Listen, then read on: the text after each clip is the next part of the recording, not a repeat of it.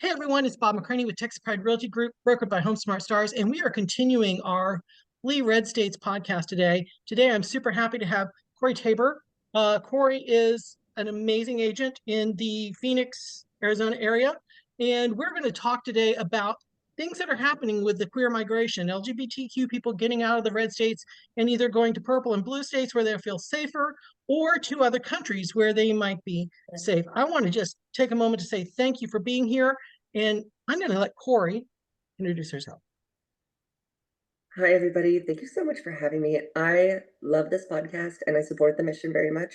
My name is Cori Taber and I am a realtor in Phoenix, Arizona. I can work in the entire Maricopa and Pinal County areas. I do not feel comfortable working in other parts of the state. That is not my expertise. However, I've been a realtor and a top producer for approximately 5 years, going into my 6th year in real estate here in Arizona. And I am the current Arizona Vice President of the LGBTQ plus Real Estate Alliance chapter. In addition to that, I'm a board member for the Greater Phoenix Equality Chamber of Commerce. Thank you for being here. Thank you so much. What are you seeing? I mean, we're Texas based, and we got in front of this early on, like 4 years, 3-4 years ago. We started the Flee Texas project, which very quickly became Flee United States, or Flee, I'm sorry, Red States, because so many people were contacting us from other places. What are you seeing in Arizona? It's a really interesting thing because while I'm from Arizona, my state of origin is Oklahoma, which is probably redder than Texas. In addition to that, all of my relatives and in-laws are all from New York, and not just New York State, but the New York metro area and Long Island. That being said, I've got a really strong sense of the counterpoint and reality that exists in all these places. And one thing that I'm going to say may surprise many. It's just that we are divided everywhere we go. So I think a lot of people assume that places like New York City and San Francisco are extremely safe harbors, and I don't find that to be the case. I feel like, unfortunately, our societies are splitting, and it's kind of like there's a very strong current to the right and a very strong current to the left. And people are going where they feel comfortable. It's interesting because Arizona has a bit of a challenge in front of us. For the past several years, I would say at least 4 to 6, we have all felt like we're in a pretty balanced society. There have been local politicians and local community leaders that are more conservative and more progressive, and they found ways to work together to build a really equitable community and a really strong economic environment and sociocultural welcoming place, Arizona. And I mean that from Flagstaff all the way down to Tucson, not just in the Phoenix metro area. Statewide, I feel like our leaders have done a really great job up until recently. 2 things are changing. We have a midterm election that could potentially shift the entire culture of Arizona. That will include our governor, our secretary of state, and our state attorney general. They are all very strong Democratic representatives right now. And should that change in the midterms, the state government, which is extremely conservative, is very likely to have a greater influence on our culture here. So we're at a bit of a pivot point, much like the rest of the country. But I would say up until this moment, it's been a bit of a strong blue purple. It's a safe space and a safe culture. As far as the legal environment and the cultural environment, we also have very great number of Human Rights Campaign Municipal Equality Index high scoring cities, which I think is a key factor to consider. But things are shifting, as you know. Interesting. Where are you seeing Arizonans look right now? Because if we lose, according to what I've looked up, if we lose the Obergefell decision, there's no protections in Arizona law right now for marriage. There is no protections for LGBTQ people from discrimination in Arizona law, and conversion therapy is currently allowed, even though it's been stopped by other higher courts. If we lose those 3 cases, Arizona does not look as promising as some might hope it to be. And obviously having a Democratic governor, secretary of state, and lieutenant governor is great, but just as you mentioned, that could all shift with the winds of time here. Yeah. What are you feeling on the ground there in Arizona? Okay, so I failed to mention that I am a Legislative District 15 Precinct Committee person, so I'm a voting member of the Arizona Democratic Party as well. It's important to note that I'm in several conversations that are higher level relating to the statistical reality of Phoenix on the ground, Arizona in general. Much can be said for the outlying counties. There are many counties that are outlying that have had a historically strong Democratic representation, including the central part of Maricopa County. However, Arizona is one of those states that's seen a large influx in population growth over the past at least 4 to 6 years, just like I said, and we are now learning that that population growth is largely Republican leaning. So I I hate to be the bearer of bad news, but I don't have a strong feeling that we're going to be extremely successful in the midterms unless and until people come around to the reality of which party works for the people and which party works for the billionaires. And I think that if people can come to that realization prior to the midterms, we have a really strong chance of holding this place together. It's all hinged on whether or not the Arizona population has this rude awakening in time.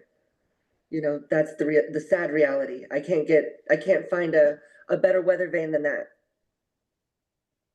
I think that's true for a lot of the parts of the country. Um, yeah, what we're seeing is people are looking at states like Colorado and New Mexico and California. We've had people move to Puerto Vallarta, London. We've had people move to Portugal. There's going to be a podcast coming up soon with a gentleman from Lisbon who's helping people get out. And our job here is not to, we're not trying to force anybody to leave. If you choose to stay, totally fine, your call. We are just trying to teach people about, heritage visas, where if you have a parent or grandparent born somewhere else, you might have the right to reach back 2 generations and grab that visa. You might have the right to, get a student visa or a golden visa or any of these other opportunities, and just kind of educate people where in the world you'd be safer and which state might be safer unless the Supreme Court comes down and says no state can recognize. If they pass it back down to the state, you know, constitutions, then it becomes state by state by state. But if they come down with no state can, then even the blue states aren't going to be supportive. Right. So we're getting those sort of phone calls and those sort of outreaches from people who are looking beyond, like just the other states adjacent to Texas. Some of them are getting the heck out. I just had brunch the other day with a friend of mine who up and moved to Connecticut. Didn't even tell me they were moving. Hey, I'm a realtor. Didn't even tell me they were moving. They're just like, hey, here's our new address. We're in Connecticut now. I get that. Are you getting those sort of calls, especially considering, how in Texas transism is there's a bill to make just being trans, identifying as trans is a felony. There's Governor Abbott changing the statute of child abuse to include child identifying as trans. Are you seeing your legislature try to pass that even though you have a Democratic governor? Yes, and that's the story right now. What's going to happen, because it's already been spoken on, it's already in the local air. What's going to happen is a lot of dark money from outside the state is going to flood our state elections over the course of the next year and a half and attempt to Wisconsin our elections. So one thing I will say about Arizonans, whether they are new arrivals or long-term residents, is we have a pretty libertarian bent. And I'm hoping that that is the key that unlocks the awakening. Because if and when people realize that billionaires are not working for them but against them, things can improve. And we've seen that time and time again in American and other nations' histories. We've seen this. So there are paths forward, right? We just have to all be on the same page about that. And Katie Hobbs, our governor, is known as the queen of the veto because she is the absolute final say in whether or not this legislation, this deplorable, diabolical legislation, gets approved or not. And these are the same people that wanted to codify the territorial abortion ban from the 1860s, I believe. They're the same people that want to make things like getting married really young legal. And the same people that want to make things like, what is this, covenant marriage? Deplorable nonsense. They want to subjugate entire classes of the population, and they're doing it through legislation. And Katie Hobbs has been a roadblock. And so that's how they perceive her, as a roadblock to their successes. And we very much have people in our school systems that are the type of people that are bent on destroying public schools and privatizing them with weird indoctrination goals in mind. That's Arizona is absolutely a test grounds for that. And you know, there are many of these really strong, like conservative, I call them terrorist organizations, domestic terrorist organizations, as defined by the Southern Poverty Law Center, operating out of places like Scottsdale. So it is a very conservative state in some ways, and we it's going to be a battleground for certain. And you know, the only hope, like I said, is if people realize early on that those people are not working for us, they're working against us. And freedom, liberty, and justice for all was what we were supposed to be all about. So if they can remember that in time, then we'll be okay. I think it takes conversations that are hard to have. And it's not, and we talk about them having this awakening, this realizing that one thing to realize that this person, this president, or this senator, or this one is not right for them, is not the same as realizing a party is basically working against them. And not only that, when you have that conversation with them and you tell them, hey, you voted for them, they're wrong. 99.9% of the time, you're not saying you're wrong. You're saying your parents are wrong because that's where you came from. Your grandparents are wrong. Your friends are wrong. Your community is wrong. We're telling them what they have grown up believing and trusting that they can't believe or trust it. So it's hard to have that conversation and tell them, hey, you're wrong, and here's why. And even when you walk them through that and they agree with you up to that point, it's hard to, it's changing a religion. Like telling someone their religion is wrong. And you cannot have that conversation easily without just butting heads. It's a very slow and soft conversation where they have to realize on their own. You can't tell them they're wrong. They have to realize it on their own. Um, Yeah, it's a choice, right? At the end of the day. it is. And I love what you were saying, Leslie, because, you know, fear is easily translated to anger. And because whenever we're scared that someone is making us question our beliefs, making us question our entire upbringing, our family's upbringing, everything about what we knew, people get afraid and that turns to anger. And instead of accepting anyone that is not like them, it's easy to label them as other. And that, well, there's something wrong with those people, but there's nothing wrong with me because that's how they have been conditioned. It's not until usually those people are directly impacted by maybe they've had maybe their spouse comes out as transgender, maybe their kid comes out as transgender, or their parent, until it impacts them directly. And not even, I mean, again, this is an intersectional issue. It could even be that now they have a family member that's been deported, or someone is worried that they're going to be forcefully removed from their home. Until people have those very real concerns that the marginalized communities live with,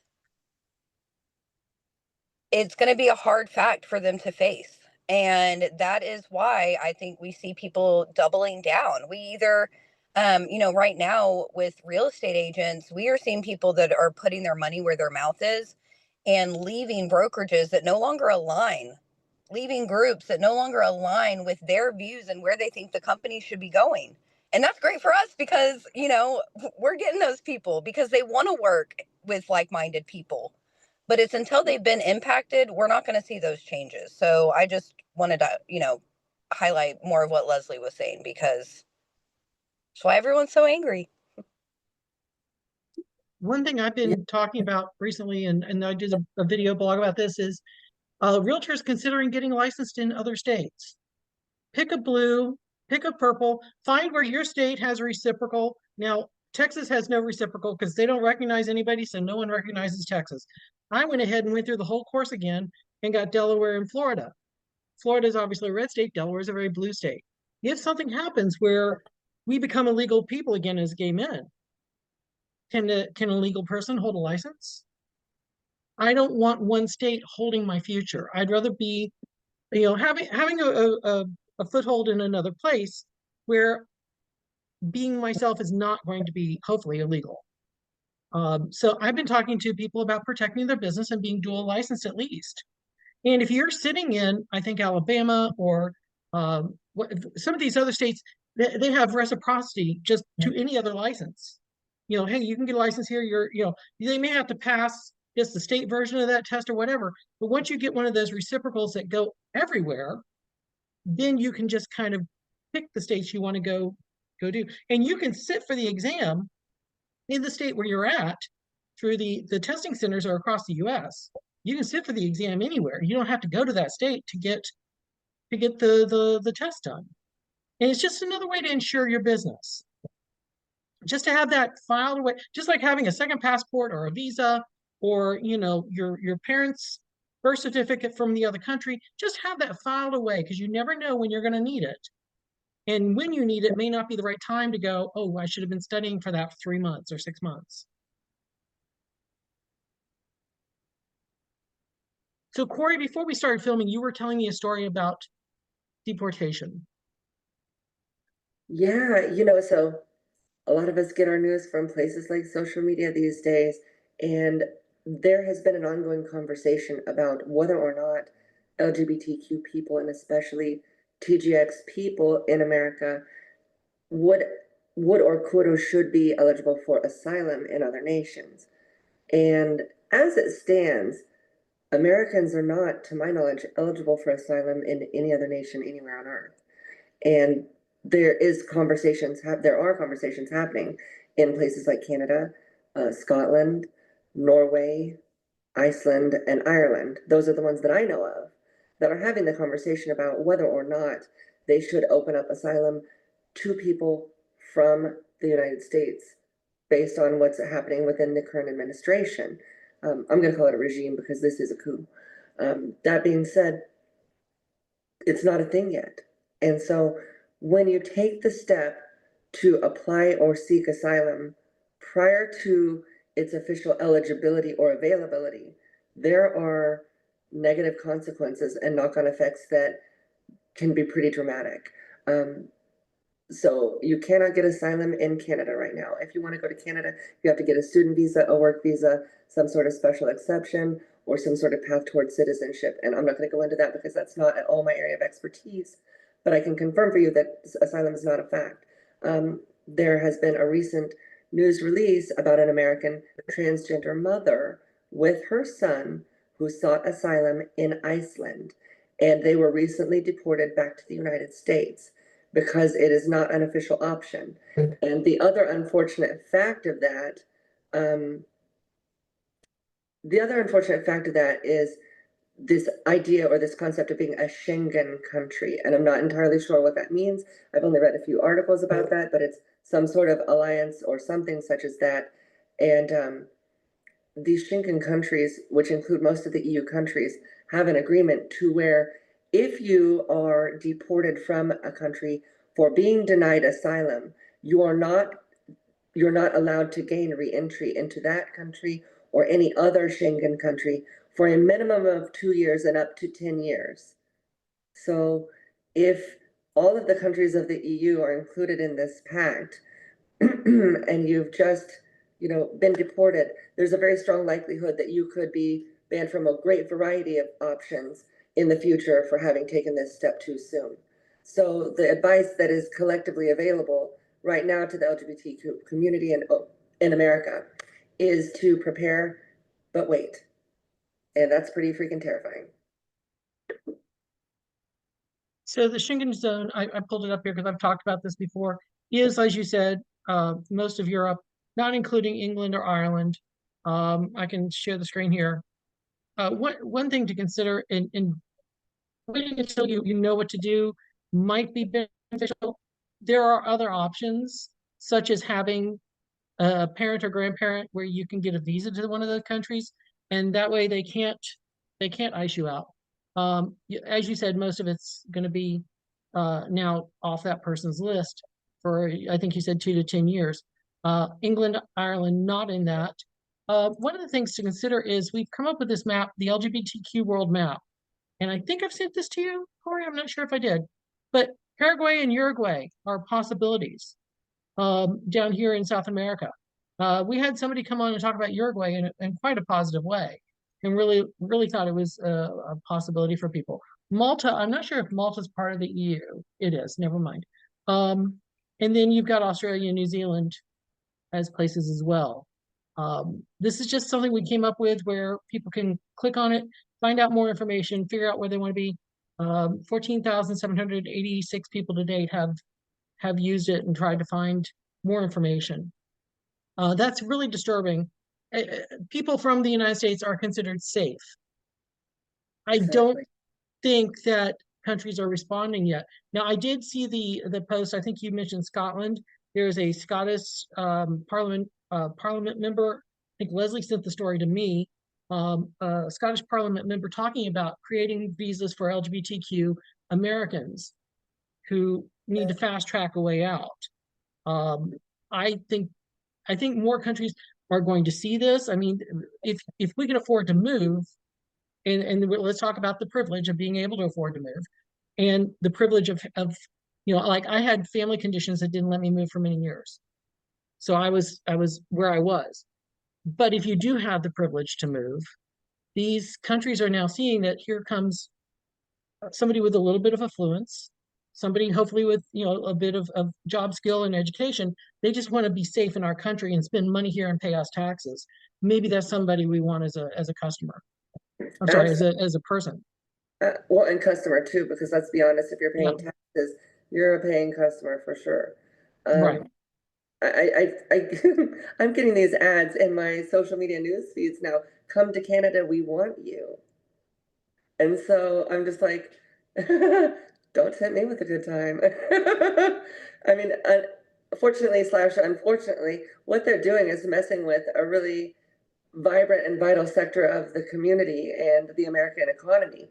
And so, to your point, there are a great number of affluent, not just LGBTQ people, but people with, foreign-born ancestry. They're talking about denaturalization, right? So all these people with these intersectional realities are realizing, hey, this could be me on a lot of levels.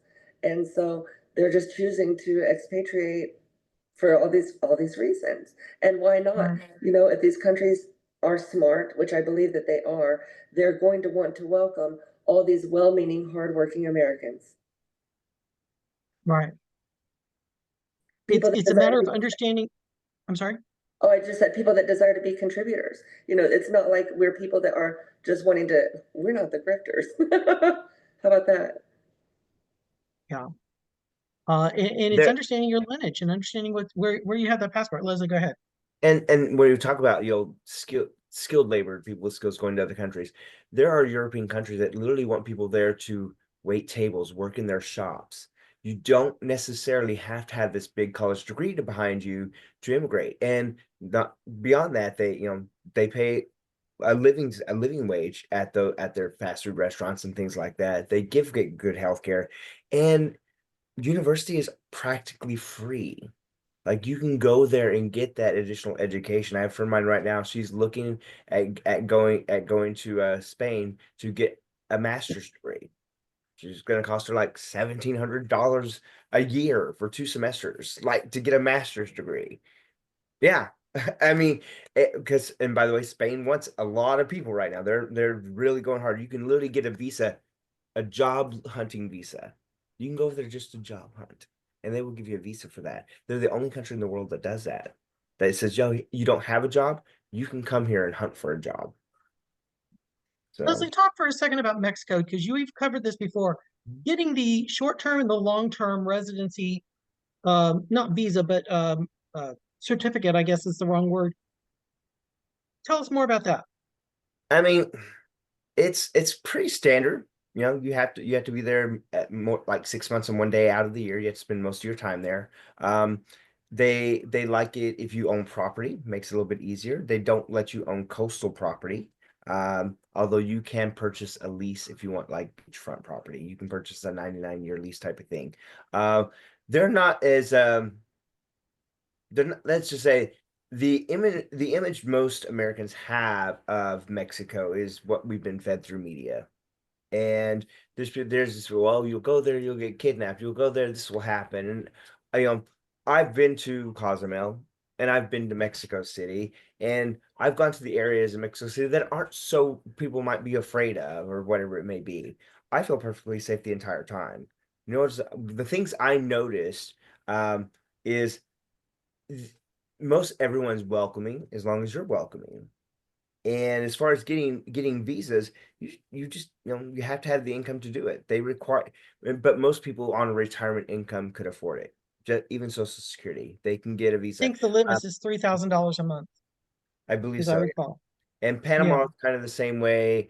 Uh, let's see, God, there's Costa Rica.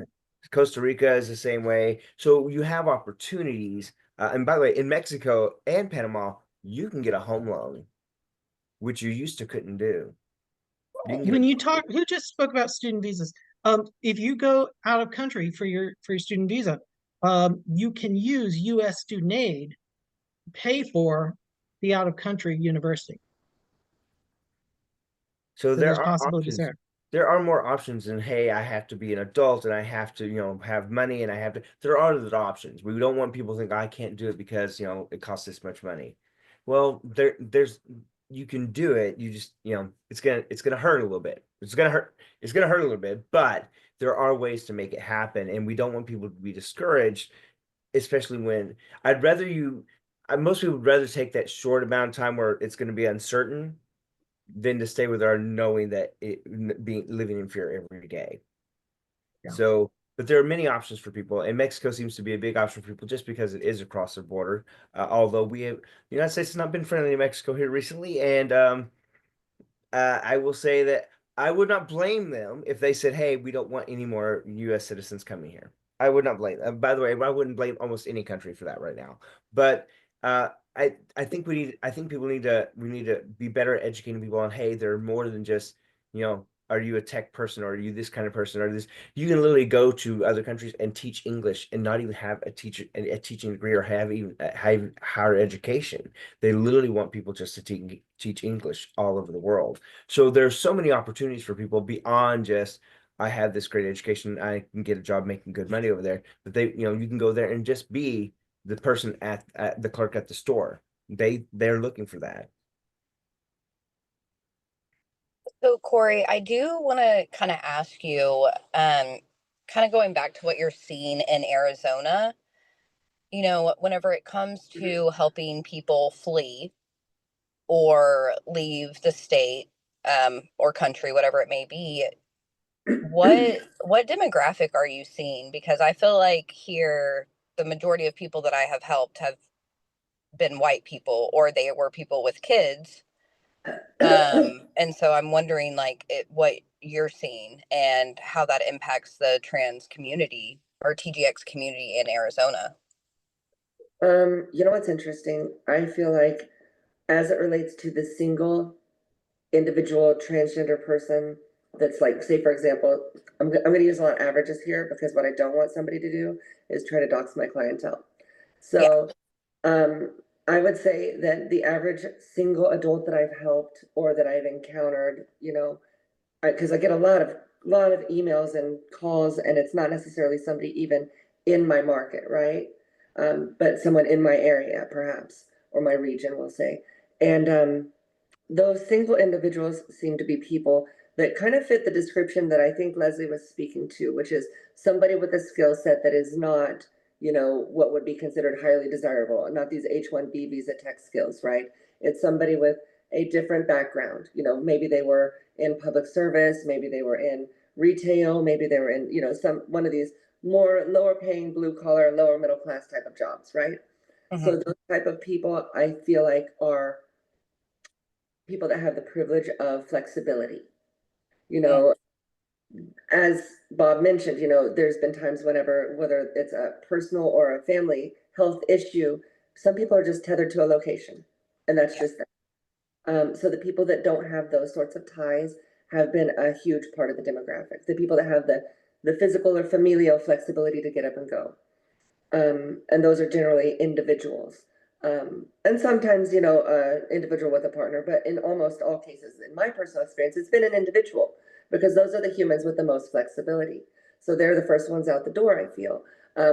The second group of people that I encounter most frequently are people where somebody in the family or the group has a transgender reality or a TGX identity. And so that could be, somebody with a TGX kid that, just came out to them, or somebody with a TGX child that is, living in embodied TGX reality, or it could be somebody that is a partner to a TGX person, right? And so those are the people with, I feel like, the greatest amount of concern to the truth of the executive orders. It's not gay white men that are being pressed. It's the LGB that remains on the monuments, we can say. And so those that are represented by the TGX section of the alphabet are the ones that feel most targeted, and certainly the ones who are responsible for children, right?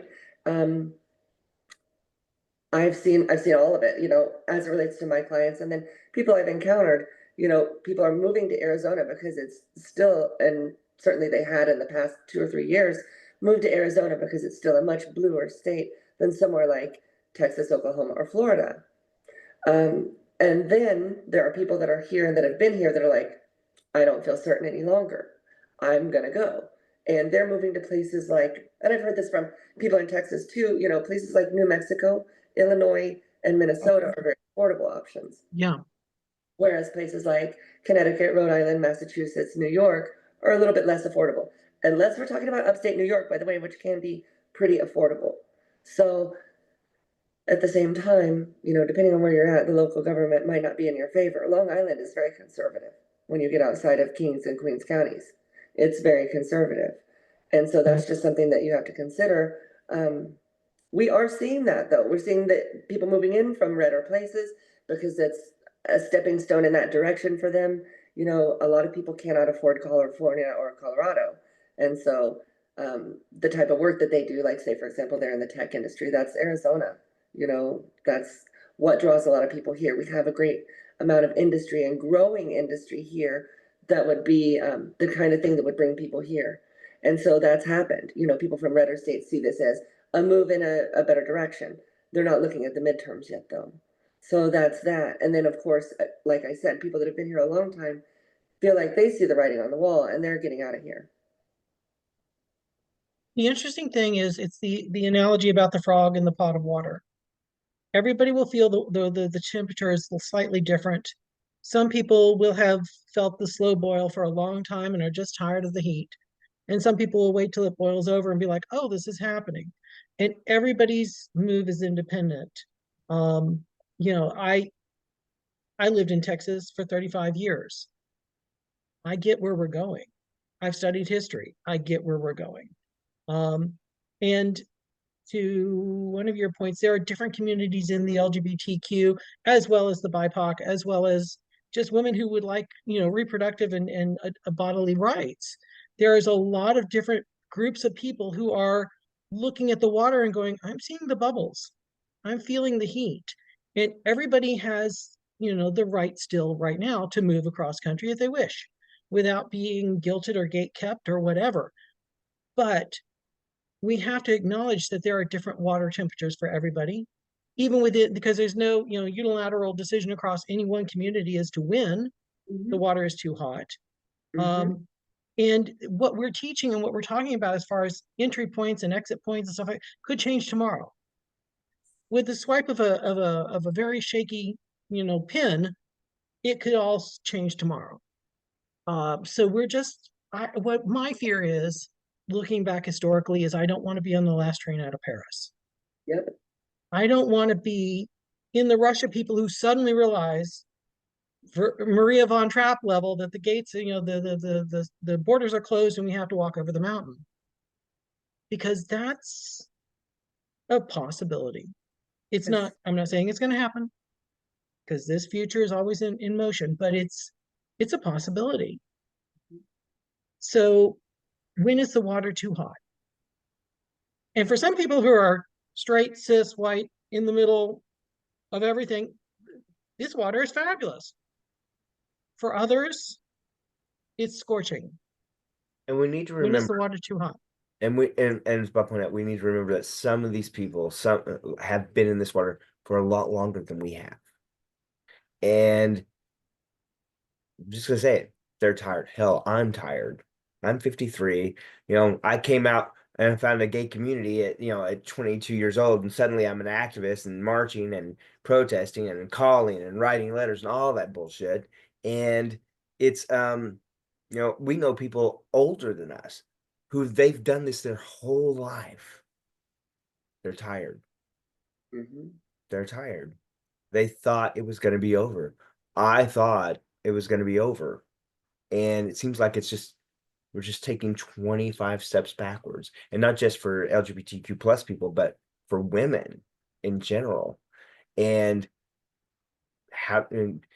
do we have to swing? How far back do we have to swing before it swings back the other direction? That's the fear, is will it swing back the other direction? Because if it doesn't, you know, like Bob said, I don't want to be on the last train.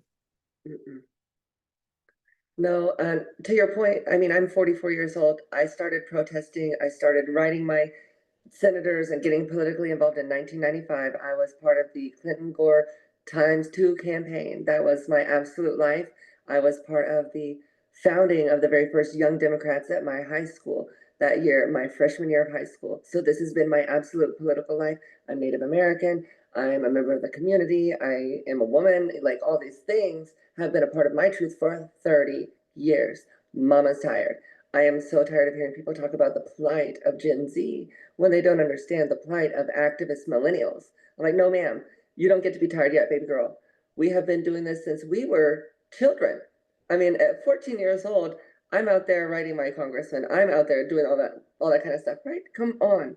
So there are a great many of us that are extremely tired, and there are a great many of us with not a lot of hope in sight, but also at the same time, no privilege to really move the marker, right? So what Native American community is any of these people going to listen to? None of us, okay? And so that being said, that doesn't mean that we're not still fighting, but it means that we don't have the strength to move the marker for people. People like to rely on Native American progressives or Black women or all these smaller demographics to do the labor. And they love to celebrate them with a cute little movie after the fact, but none of that moves the marker in a real and tangible way today. And at this point, I think that we've been in this administration long enough to see that it is going to take the collective unrest to move the needle. And that collective unrest is going to require every single person with all their privilege to get up off their shoulders and do the work. And that's what I'm really looking for to be my, line in the sand is, how far are we going to get along in this administration? How much nonsense will we suffer before the average man, the cisgender, white, heterosexual, Christian male, or the great many, the bulk of our demographic as an American population, the majority, when is the silent majority going to uprise, right? So whenever, whenever that's what I'm looking for, the further along we get into this administration, the less hope I have. And so it's a moving marker for me, but at the very same time, the final line in the sand is the midterms. And so that's it, that's all. And so that's going to tell me whether or not I stay in Arizona, move to a blue state, or leave the country entirely, because there is the micro and macrocosmic truth to observe. And that's really, I think, that going to be the final countdown, so to speak, for me. All politics are personal. To your point, until it affects them, it won't affect them. Okay, when you have your kid come out as LGBTQ, or your neighbor or your cousin or whatever, it starts to affect you, because coming out is an act of political positivity. If we have this movement right now with what they're calling the leopard will eat your face, where these people have said, well, I didn't think it would affect me, it would affect other people. They were okay with it affecting other people. They were okay with inflicting families being pulled apart and women having to go through life-threatening illnesses and people of color losing their voting rights and LGBTQ being unraveled. They're okay with that. But wait, it affects me? I can't sell my product now. I can't do my thing. My sister's husband was deported. It was only supposed to affect those people. The more the leopard eats their face, the more what you just talked about, where the center, homogenous center that thinks they're not part of this, as soon as they figure out they are part of this and they don't have that safety privilege, that's where I think you're going to see. And it may take more time for that to spool out than we feel we have time to wait while the water's boiling. Let me just mix all of our metaphors together there.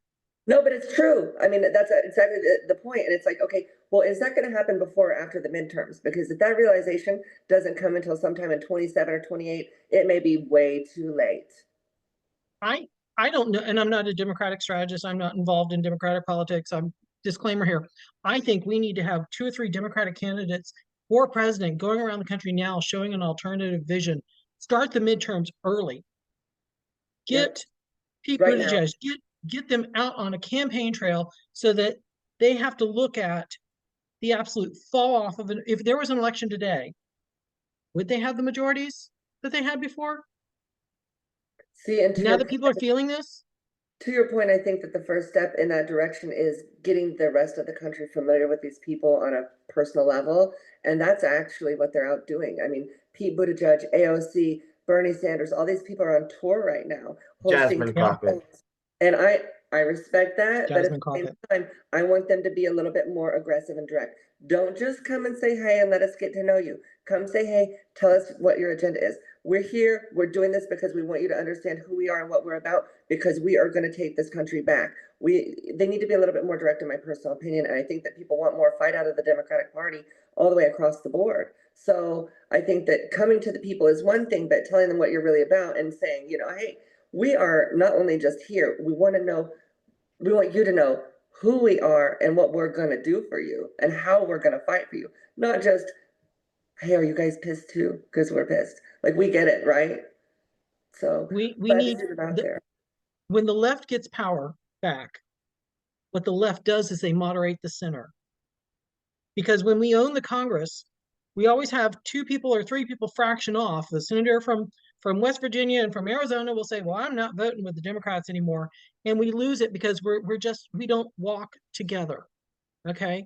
So what happens is we get a president like Biden, who, lovely gentleman, just kept the car on the road. Didn't bring us back to the left at all. I mean, we don't have an administration that moves us back to the left. When the right pulls us to the right, we stay in the center again. Yes. We've got to have an administration that says, these ideas are good. Let's look at healthcare for all. Let's look at education. Let's look at these things that are important to the people. Yep. And we never get that. They call that the Overton window, and it's been pushed to the right for 50 years. And it's my personal opinion that this pendulum swing to the right all began as a rebuke of civil rights. You know, it's absolute nonsensical racism in origin. And ever since the Jim Crow era came to an end, people just, they couldn't take it. The whole Department of Education was founded because people would not integrate their schools. Disgusting, diabolical, deplorable, horrible people. And so, again, we have a racist in office right now who wants to disassemble every kind of affirmative action, every kind of integrative measure, every kind of progressive move for people of color. And so it's just one more aspect of that. And, you know, nobody's moving the Overton window to the left. I don't know why. I guess it's fear. But whatever the case, it's been a strong march to the right for 50 plus years. And so having grown up in that whole entire time and still being able to look at it objectively and see it for what it is from the beginning, I don't have an answer to how to fix that, except to say, energetically, I feel like the pendulum has to swing all the way to the right to then come back to the left. And I think we're about as far to the right as we can get and still have a democracy. So I don't know how much longer, how much further it can swing to the right, before we're out of a democracy and into a full-on autocracy. We're really close with this Supreme Court, you know, bending to the executive will, which is not at all how it's supposed to go. But as that occurs, we lose that democracy and move further into the autocracy phase. My favorite little quote right now, my personal mantra, is it's always darkest before the dawn. Please, God, show us the light. That's where I'm at, though. Excellent. Excellent. Any final words from the panelists here? Okay, Cori, thank you for being here. Thank you for your brains and your smarts and your beauty and your who you are in our world. Thank you for agreeing to do this. I know we had some scheduling questions back and forth till like the last minute. Oh my God, I can't make it. Apparently there was some flooding involved, and we appreciate you being here.